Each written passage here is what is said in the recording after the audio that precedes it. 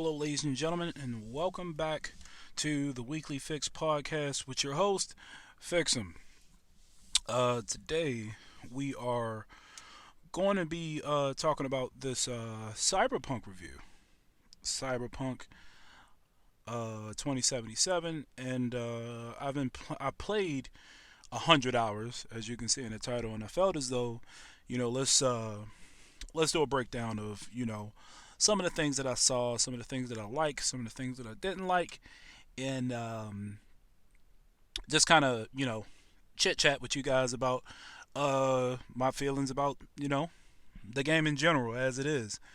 Um, but first, let me start off by giving you guys what I played it on. I played it on the PS4 Pro.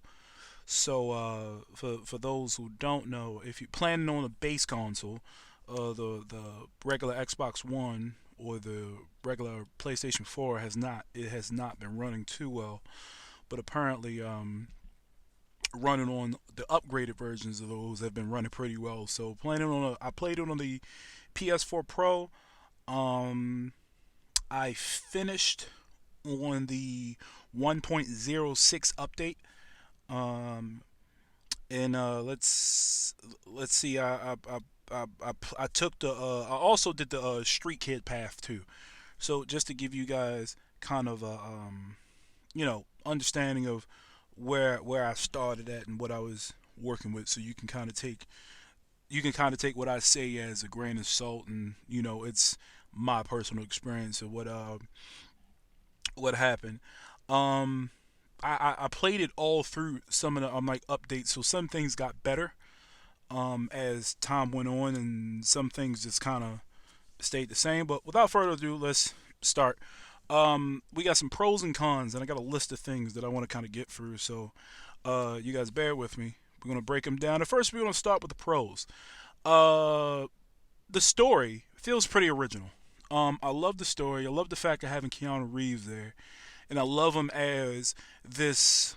I don't want to call him like an anti-hero, but he plays this role where he doesn't necessarily always pick the nice guy role. He doesn't necessarily always pick choices that are kind of like in line with the hero.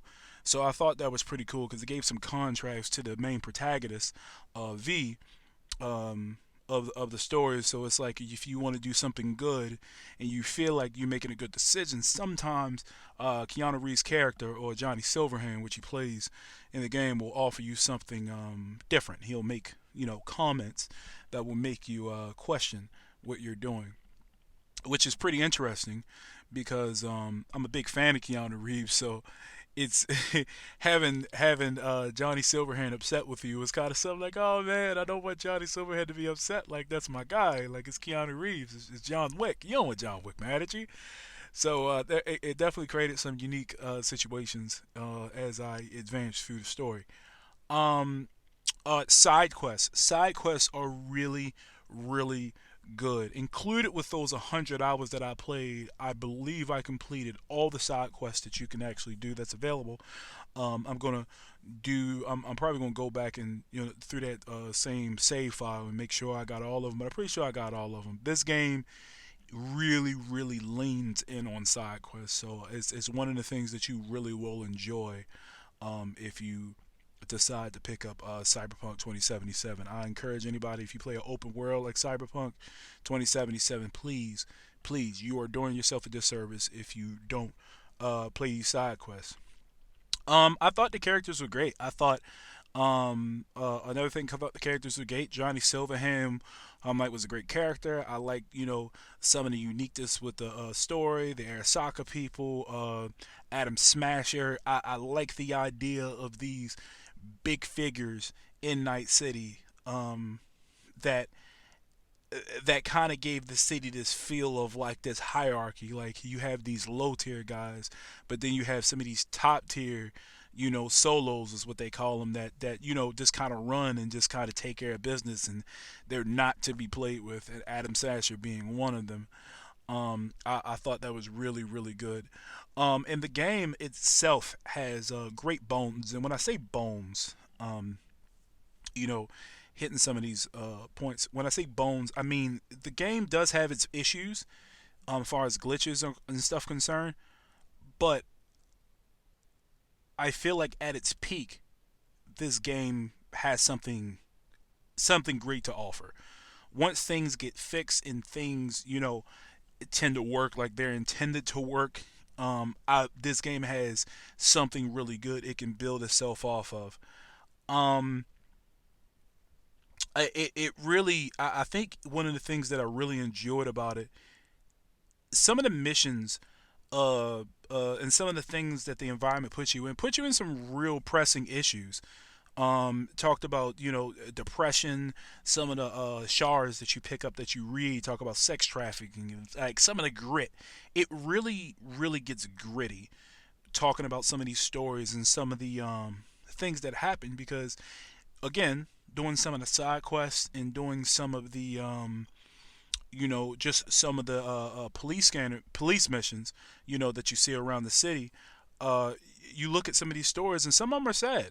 Some of them are like really sad. Like one girl ventures into a certain part of the city that her dad doesn't want her to go to, and she ends up dying because of it. You get people who are involved in sex trafficking who get traded along the story. I'm not going to try to reveal too much, but um, is some of these things, you know, like some of these things happen in real life, and it's sad, but you see it in the game, and it kind of gives you a drive to want to find, justice, which is not normally found in a city like Night City. So one of the things that I really enjoyed about it is that it felt really grounded in that way.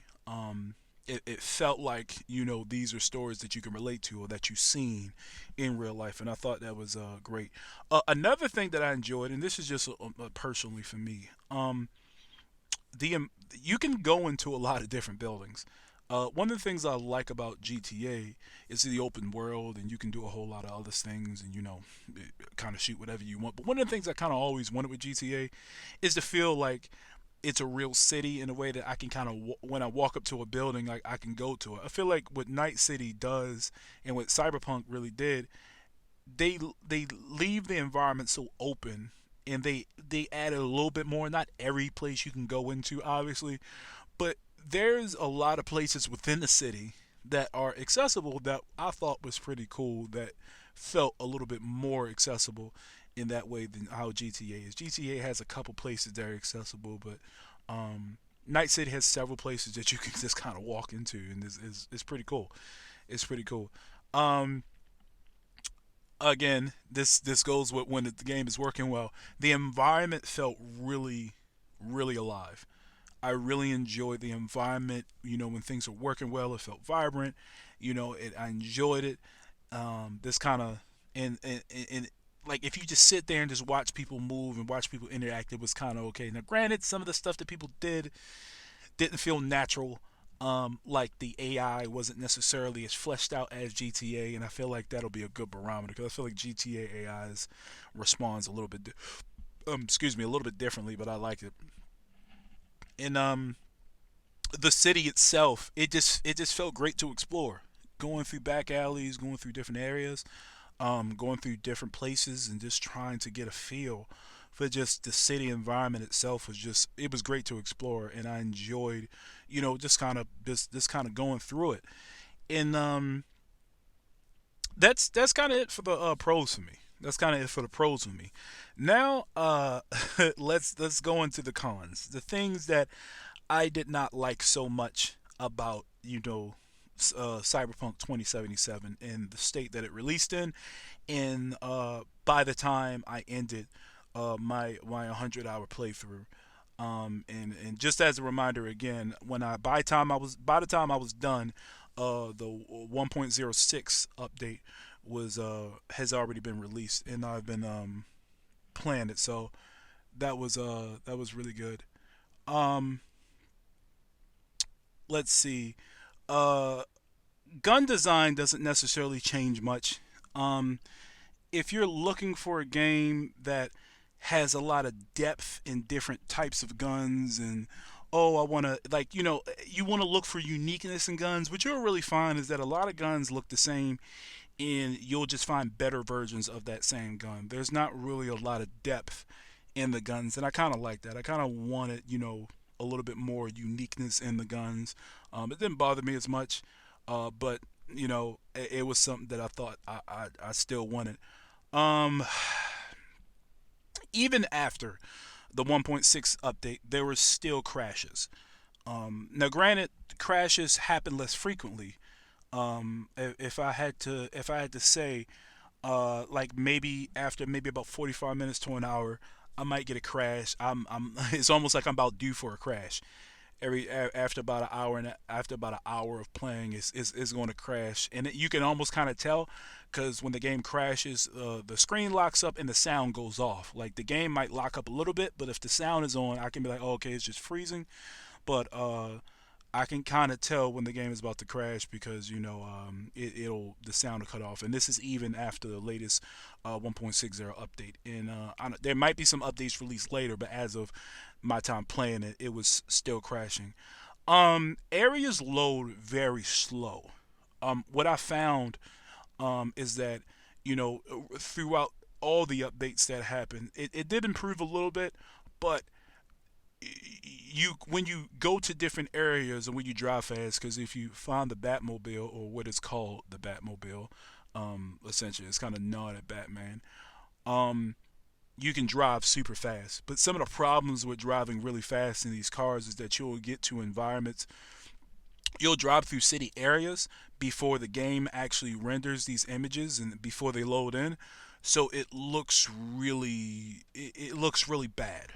It looks really bad, and oftentimes when you get to these areas before you want to what I had to do before I interact with the environment is like I would drive to a particular area that I had to interact with, and I would just sit there for at least I want to say at least 15 seconds, 20 seconds for the environment to actually load in so I can interact with certain characters properly. And the reason is um, because if you don't allow things to load in properly, you run the chances of getting stuck, like I did. Um, One particular mission stands out where I there was a vending machine who would talk to you, and he would it was a small side quest, but when I initially drove up to it to do the side mission, it was nothing in front of him. Um, but when I got closer to it, I noticed I couldn't move, and what ended up happening is there was supposed to be a dumpster that loaded in front of this vending machine. But what happened was it actually loaded around me. So I was stuck. Like the dumpster loaded around me, and I couldn't, I couldn't move. I had to, it kind of load back in. And that was an instance where the I was in the environment faster than it could load, and things just kind of like things just kind of happened, and I just had to reset it. Another instance was I was going into one of the apartments, and the apartments have elevators, and I think I was in a new area, and I wasn't sure about these particular apartments, and because I haven't been there before, so I'm just kind of moving and just going, but the elevator gate was not didn't load in yet, so I end up falling through, running and moving a little too fast, and then the gate loaded afterwards. I am now stuck watching the elevator, descend and ascend, and I can't necessarily get out because I'm stuck in this environment. So there was a couple instances where I moved quicker than the environment could load. Um, it definitely happens when like my a couple vehicles of mine got stuck into the ground because I'm driving towards areas the ground doesn't render properly and my car gets stuck. So that was another con that I have. I spent a little bit more time on that. um Next to car camera, I don't know a lot of people who like to drive first person. I don't. I used to like driving first person when I played a lot of racing games years ago, but I don't. I always like driving third person. It's not responsive at all. If you drive, it's driving itself feels difficult within itself. That's already a thing. I don't necessarily like how the driving mechanics are. Um, in driving in the camera, and I'm sorry, the camera itself just doesn't, it just doesn't work properly. You'll hit the camera button to open, to pan out so you can go in the third person, and it won't respond. And if sometimes it does respond, it'll respond like maybe after, a minute of you driving, to a point where it's just like you just kind of gotta push through it. Sometimes, weapons, um to the next point, sometimes weapons don't necessarily respond in your hand.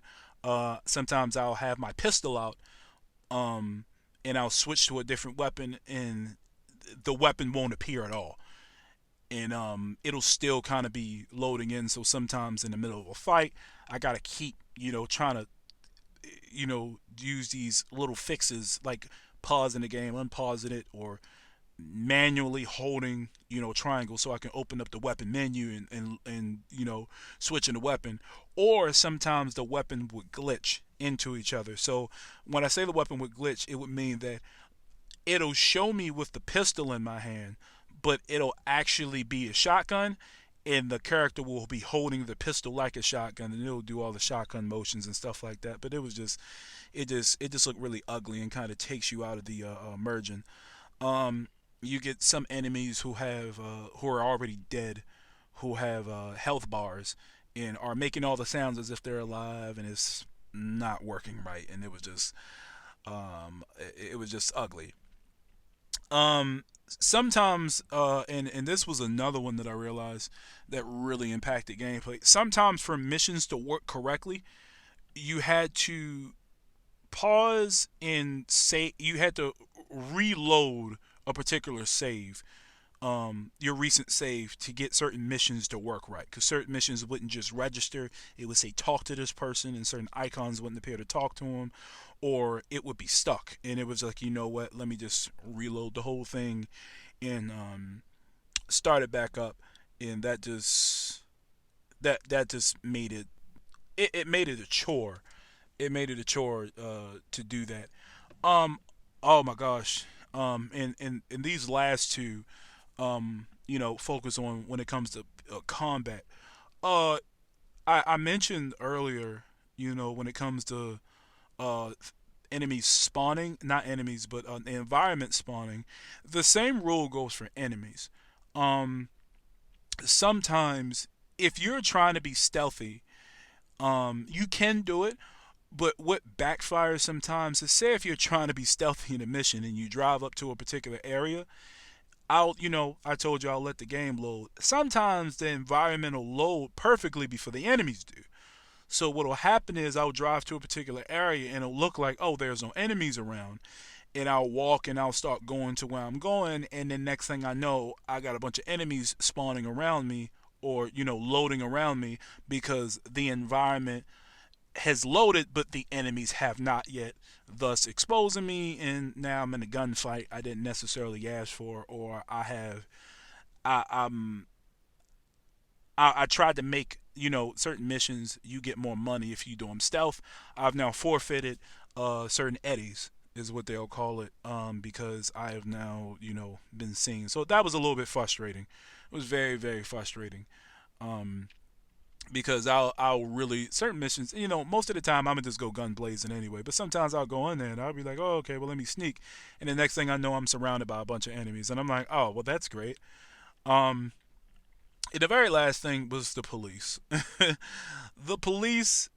Don't get me wrong. The police isn't a real problem. Essentially, like, you can, I've gotten to gunfights with the police, and you can, with good enough weapons, you can, dispatch them pretty well. It's not really too difficult. But one of the things that you see that's a little bit, again, takes you from the immersion of it, is that you would see, like, say you just walk into an area, you shoot somebody, you don't necessarily hear the police just pop up behind you. If you're shooting, it doesn't matter where you are, they just spawn behind you, like they're spawn trapping you on Call of Duty, and it's the craziest thing ever.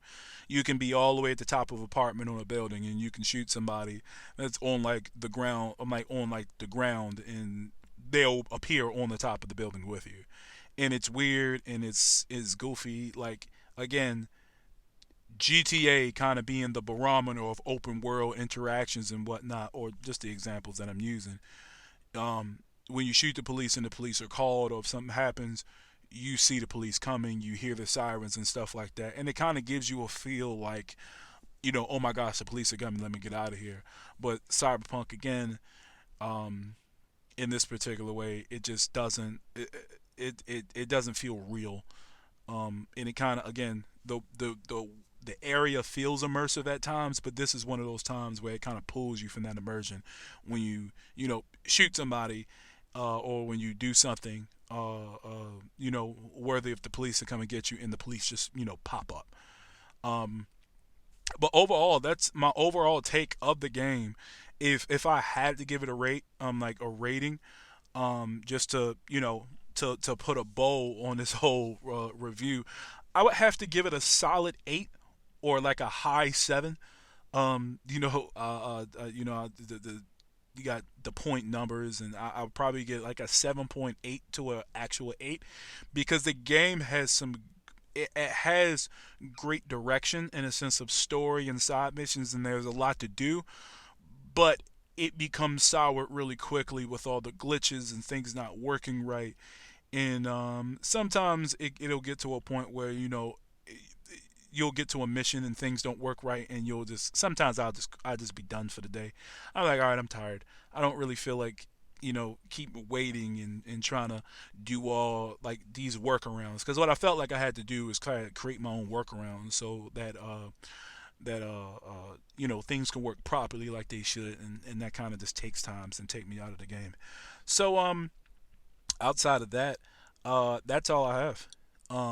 That was my 100-hour review from Cyberpunk 2077. Like I said, it's a great game. I look forward to the DLC coming out. I'm glad I actually played it.